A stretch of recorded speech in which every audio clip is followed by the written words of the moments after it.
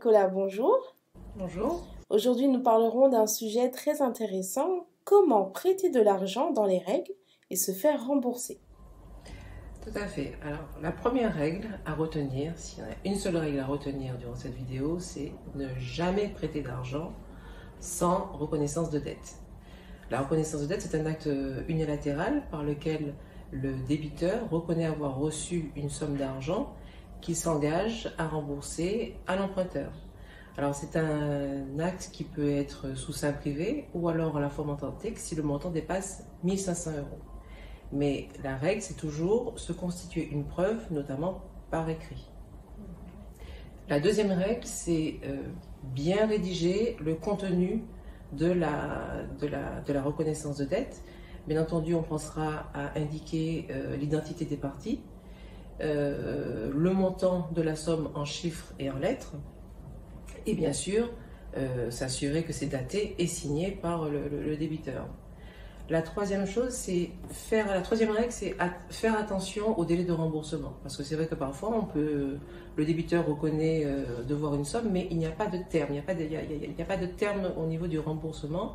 Donc, si la mention a été omise, ce n'est pas grave. On pourra toujours adresser une lettre recommandée avec accusé de réception au débiteur afin de le mettre en demeure de payer dans un certain délai. La quatrième règle, c'est ne pas tarder pour agir, parce que le délai de prescription est de 5 ans, et si vous n'avez pas agi dans ce délai-là, vous perdez en fait votre droit d'agir en remboursement contre le débiteur. D'accord, mais comment faire si on n'ose pas demander à son partenaire dans la vie de signer une reconnaissance de dette? Alors c'est vrai que ça peut être délicat dans le cadre du concubinage ou dans le couple, lorsque l'on prête de l'argent, d'imposer en fait la signature d'un écrit, la signature d'une reconnaissance de dette. Mais c'est pas grave, il y a des solutions.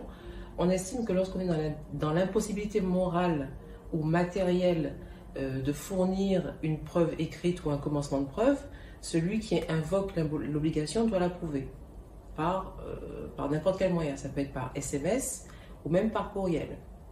Attention quand même, parce que si on prête, on fait un virement sur le compte de son partenaire et que dans les échanges sur WhatsApp ou par texto, on se rend compte que c'est vrai, il y a eu un échange, il y a eu des fonds qui ont été prêtés, il faut quand même penser à dire qu'on attend un remboursement.